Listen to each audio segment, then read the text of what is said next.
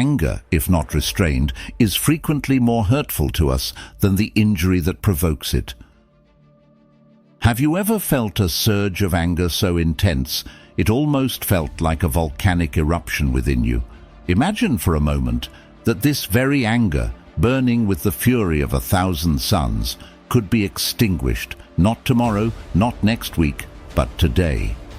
We live in a world that often feels like it's designed to test our patience at every turn, pushing us to the brink.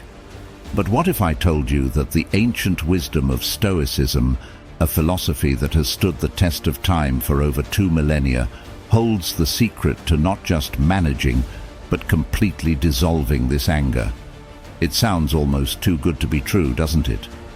Yet, here we are, about to embark on a journey that has transformed lives, a journey that promises not just fleeting moments of peace, but a profound, lasting tranquility. Join me as we explore how Stoicism, with its deep insights into the nature of our emotions and thoughts, can guide us to a place of calmness and strength, no matter what life throws our way. Stay tuned as we dive into the heart of what it means to truly let go of anger and embrace a life of serenity and contentment. If you appreciate what we're doing here and want to join a community that dares to tread a different path, the simplest favor I'll ask from you is to hit that subscribe button. And remember, don't skip any part of this video, because like the wisdom of Stoicism itself, you are an exception in a world that often settles for the ordinary. Day 1. Write everything down that you're angry about and burn the list. The task at hand might seem simple at first glance, but it's deeply rooted in a practice that has been a source of solace and strength for many, including one of the most revered figures in history, Abraham Lincoln. Lincoln had a unique strategy for dealing with his frustrations and anger. Whenever he found himself seething with anger towards someone or something, he would retreat to the solitude of his thoughts, pen in hand, and pour all those tumultuous feelings onto paper. He called these his hot letters. He never sent them. Instead, he would destroy them, effectively allowing all those heated emotions to vanish into thin air, leaving no trail of destruction in their wake. So, why are we starting here, with a task that involves writing down everything that makes us angry and then setting that list ablaze? Because there is profound wisdom in the act of letting go, a cornerstone principle in Stoicism. The Stoics teach us about the power of distinguishing between what is within our control and what lies beyond it, our reactions, our emotions, and how we choose to handle them. Those are squarely in our domain. The external sources of our anger? Not so much. This exercise serves as a physical manifestation of a deeply symbolic gesture, acknowledging our anger, confronting it, and then choosing to let it go, not allowing it to consume us or dictate our actions. It's about taking a moment to reflect on what's been boiling beneath the surface, recognizing it, and then making a conscious decision not to let those flames spread any further. By writing it all down, we're not giving our anger a stage to perform. Instead, we're stripping it of its power, confining it to a piece of paper that will soon turn to ashes. Burning the list is not just an act of destruction, but one of profound liberation. It's a signal to ourselves that we refuse to be held hostage by our anger. It's a declaration that we are ready to move forward, unburdened by the weight of past grievances. This act, inspired by Lincoln's wisdom, is our first step toward embracing a Stoic mindset, one that values the serenity of our inner world over the chaos of the external one. As we watch the paper burn, let it be a reminder that our anger too can be reduced to ashes, leaving behind nothing but the lessons it taught us. This is not about denying our feelings or pretending they don't exist. It's about acknowledging them, learning from them, and then letting them go with grace. This is the essence of Stoicism, finding strength in tranquility, power in peace, and wisdom in letting go. Day 2. Stop and see what you look like angry. It's time to stand in front of a mirror, to really look at ourselves while we summon the feeling of anger. This might seem like an unusual, perhaps even uncomfortable request, yet there's profound wisdom to be gleaned from this exercise, wisdom deeply anchored in Stoic thought. The Stoics knew that self-awareness plays a crucial role in personal development. By observing our anger in the mirror, we're not just looking at our external appearance, we're being invited to witness the transformation that takes over us when we let anger consume us. It's about recognizing the ugliness of anger, not just as an abstract concept, but as a tangible, visible force that distorts our appearance and, by extension, our self-perception. This task may reveal to us a side we're not proud of, a side that, under normal circumstances, we'd rather hide from the world and from ourselves. Anger has this insidious way of creeping into our expressions, tightening our jaws, furrowing our brows, and setting our eyes ablaze with a fire that can be unsettling to see reflected back at us. This reflection is not just a physical one, it's a mirror to our soul's turmoil, a vivid illustration of how much we let external circumstances dictate our internal state. But here's where the Stoic philosophy shines, teaching us about the absurdity of anger. Marcus Aurelius often wrote about the fleeting nature of human life and the triviality of the things that so often enrage us. By looking at ourselves in the throes of anger, we're given a stark visual of how trivial matters can contort our entire being. This exercise illuminates the potential of anger to alienate us not just from others, but from our true selves. It's a moment of clarity, where the absurdity of allowing external events to control our most intimate expressions becomes undeniable. Yet, there's also a sense of liberation in this recognition. Understanding the power we've unwittingly granted anger allows us to begin reclaiming that power. It's a step towards not allowing ourselves to be puppeteered by every slight, every inconvenience that crosses our path. This self-observation acts as a reminder of our ability to choose a different response, to not let anger sculpt our faces into a mask of hostility and bitterness. In embracing this Stoic exercise, we're doing more than just confronting our anger. We're initiating a dialogue with ourselves about who we want to be. Do we wish to go through life with our features twisted by anger, or do we seek to present a face of calm, of serenity and understanding, even in the face of provocation? This is the choice Stoicism lays before us, offering not just a philosophical perspective, but a practical tool for embodying the virtues we aspire to. Day 3. Find somewhere beautiful you can go to. Marcus Aurelius often spoke of an inner citadel, a fortress of the mind that is impervious to the external chaos of the world. He believed that the greatest retreat, the most serene sanctuary, lies within our own minds, accessible at any moment, regardless of our circumstances. This isn't about escapism or denial of the realities that confront us. Rather, it's about finding a place of peace and renewal amidst the tumult, a center of calm within the storm. The beauty of this concept lies in its simplicity and its profound depth. To find a place of beauty doesn't require us to book an exotic vacation or even step outside our homes. It requires us to delve into the depths of our own consciousness to discover and cultivate a mental space where peace and beauty reign. This could be a memory of a place or moment that brought us joy, a visualization of a serene landscape, or simply a state of mind that we associate with calm and beauty. For some, this mental refuge might be a childhood memory of lying in the grass, looking up at a cloudless sky, completely at ease. For others, it might be the imagined sound of waves crashing against the shore, or the tranquility of a mountain summit above the clouds. The key is that this place, real or imagined, is ours alone, a sanctuary that we can retreat to whenever the waves of anger begin to rise. This practice of finding our own place of beauty is not just about temporary respite.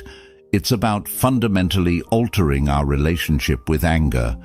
By consciously choosing to retreat to our place of beauty, we're exercising our ability to choose our response to the world around us.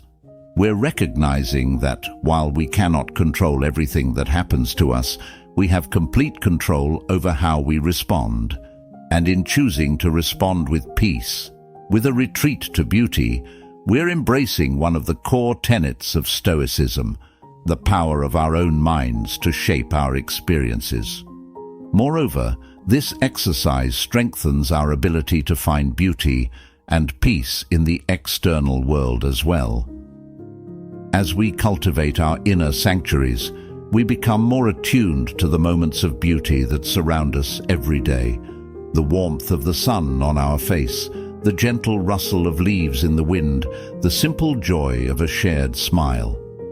These moments, though fleeting, remind us that beauty and peace are never far from reach, that they exist not just in the grand vistas, but in the small, ordinary moments of life.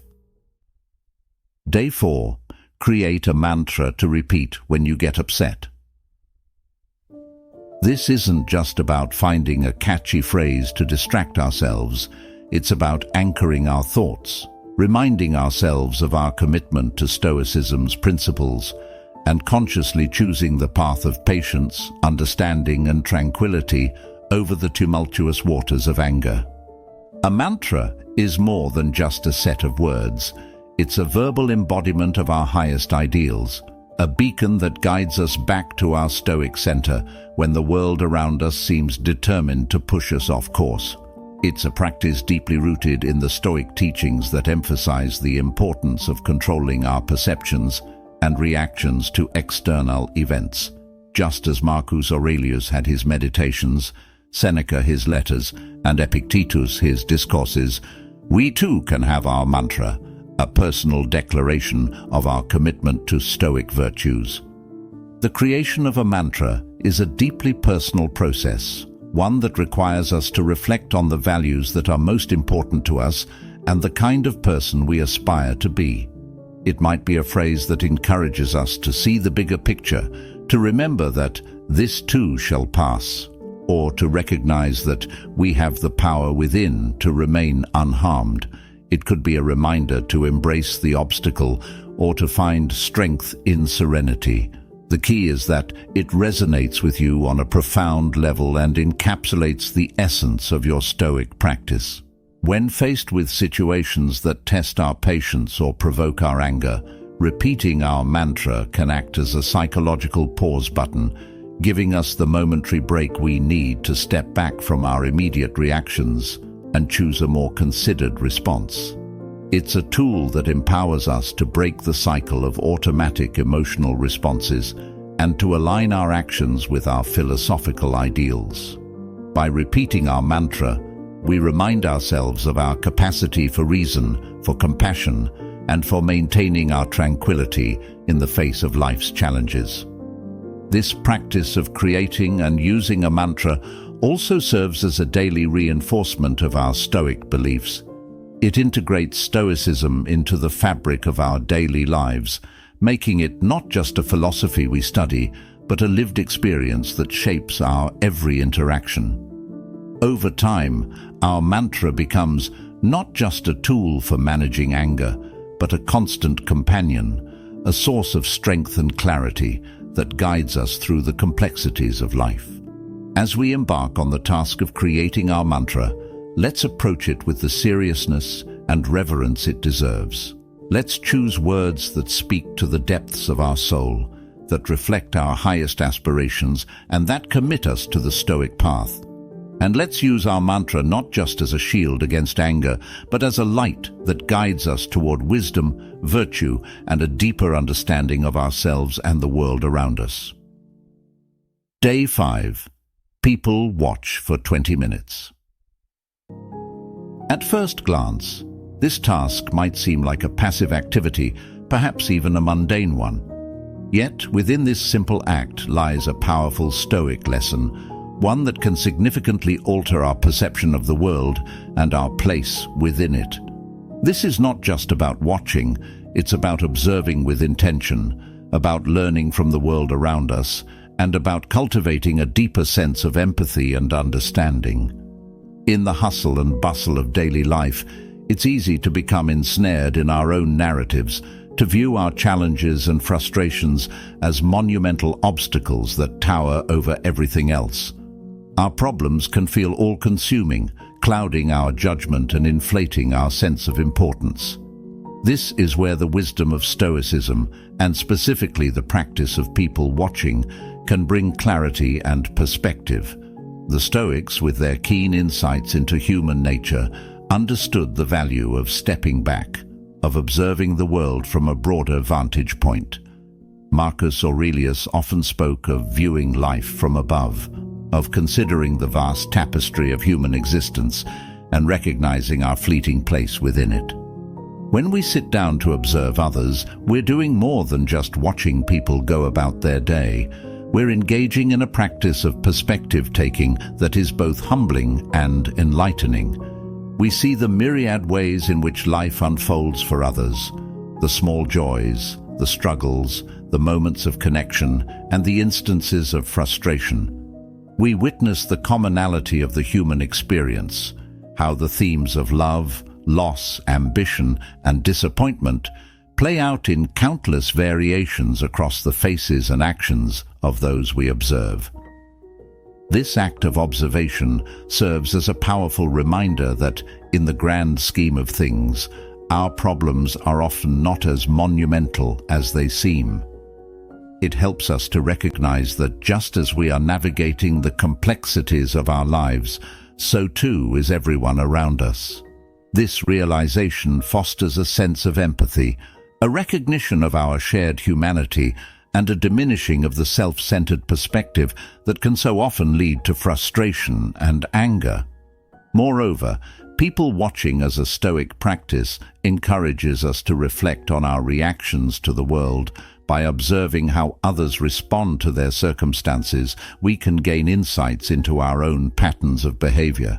We see the futility of anger and frustration, how these emotions often escalate situations rather than resolve them.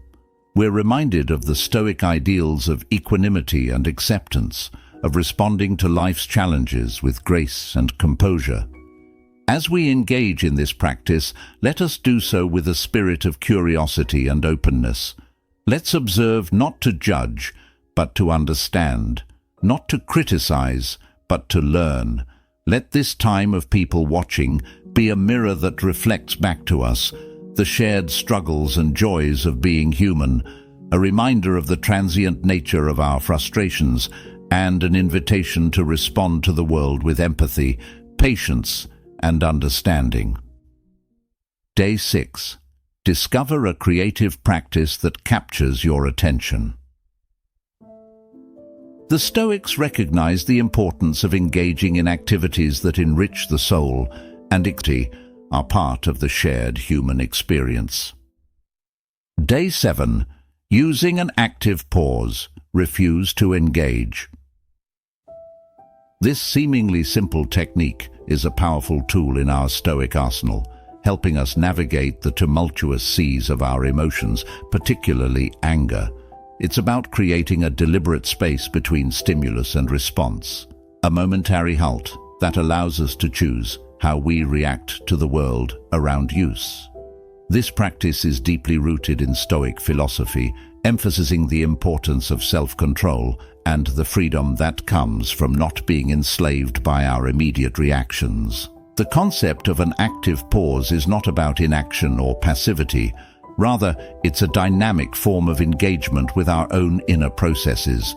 It's about recognizing the moment when our emotions are on the verge of boiling over and consciously deciding to step back. This pause is an act of empowerment, a declaration that we are not at the mercy of our first impulses. Instead, We claim the space and time necessary to reflect on our values and choose a response that aligns with them.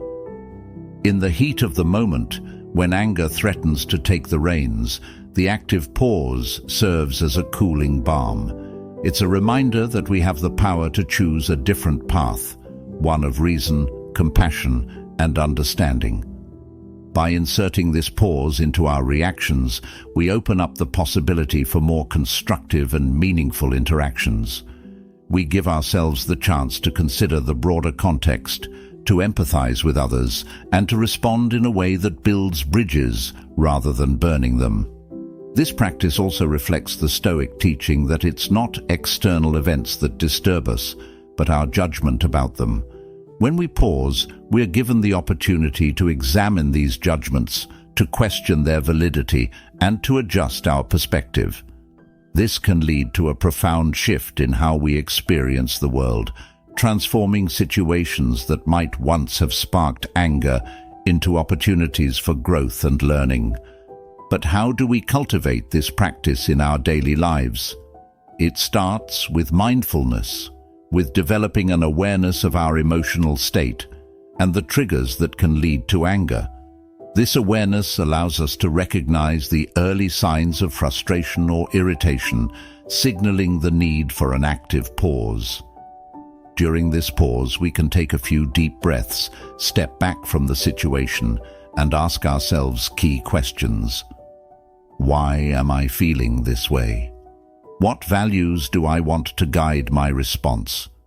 What outcome am I hoping for? This reflective process enables us to move forward with intention, choosing actions that reflect our true selves and our commitment to Stoic principles. The beauty of the active pause is that it can be applied in any situation, from minor annoyances to significant conflicts. It's a universally accessible tool that requires no special equipment or circumstances, just the willingness to take that momentary step back and choose a different response. As we practice this technique, it becomes a natural part of our repertoire, a habitual response that enhances our ability to live according to Stoic virtues. Day 8. Write down 10 things that make you angry, then find what's funny about them. This is not about trivializing our feelings or dismissing the validity of our frustrations. Instead, it's a profound practice deeply rooted in Stoic philosophy, emphasizing the power of shifting our perspective to manage our emotions more effectively. It's about the transformative power of humor and the realization that sometimes the weight we give to our grievances is a choice, and we can choose to lighten it. The Stoics understood that our reactions to external events are within our control. They taught us that by changing our interpretations or judgments of these events, we can change our emotional responses to them. This exercise is a perfect example of applying that principle.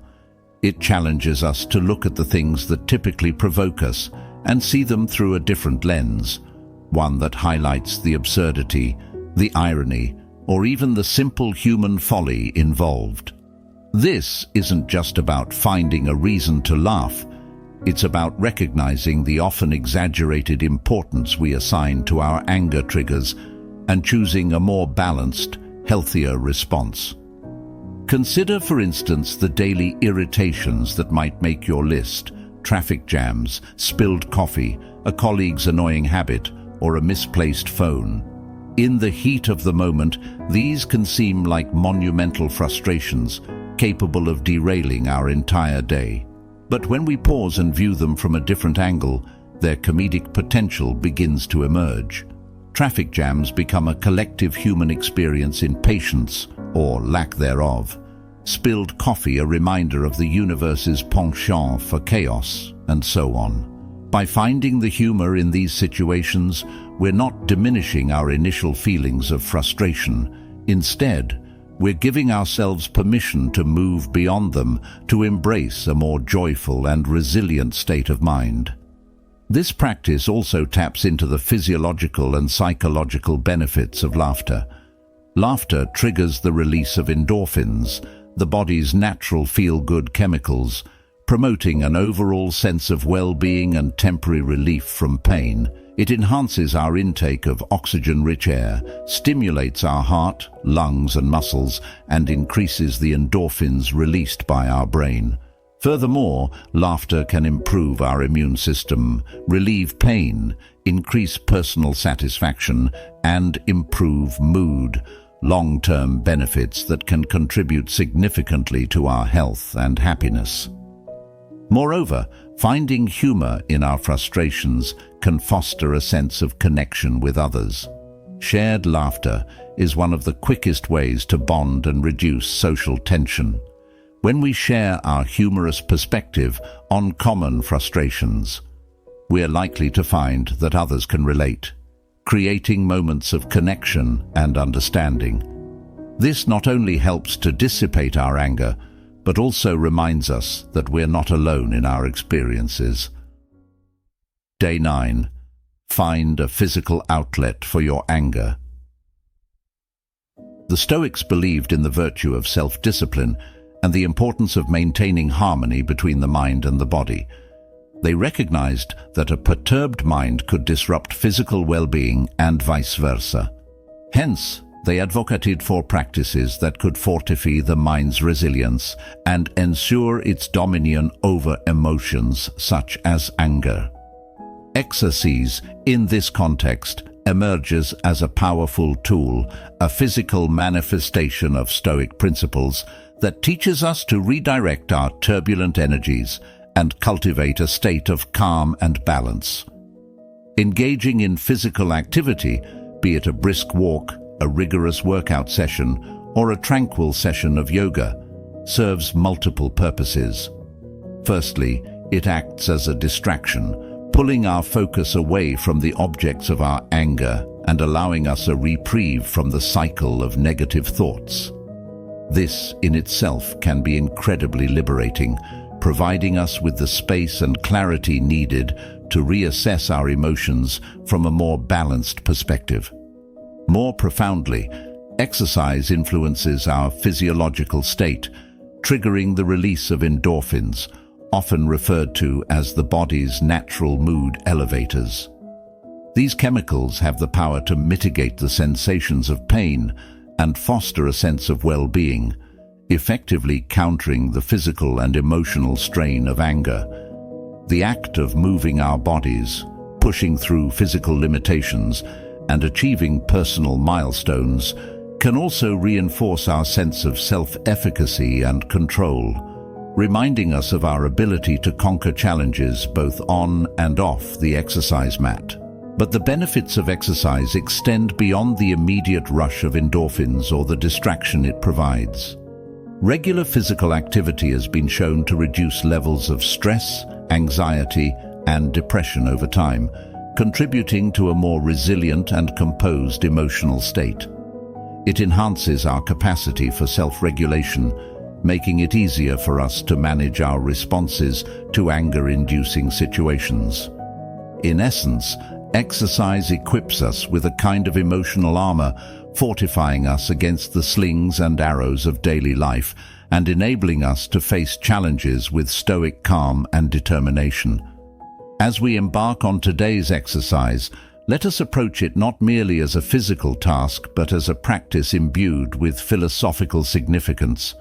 Let us be mindful of the rhythm of our breath, the strength in our limbs, and the resilience of our spirit as we move. Let each step, each stretch, each exertion be a testament to our commitment to living a balanced, stoic life. Day 10. Make gratitude a habit and practice it today.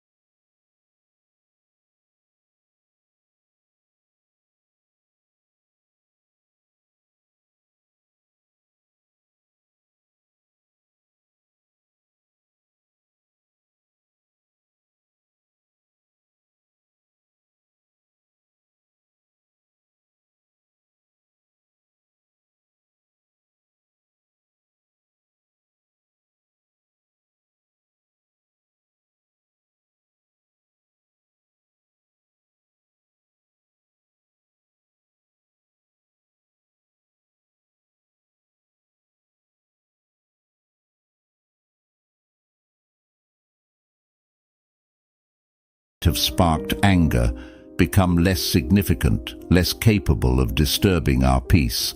Gratitude strengthens our relationships, as it encourages us to see and appreciate the value in others. It transforms our interactions, making us more generous, empathetic, and kind. Moreover, gratitude has profound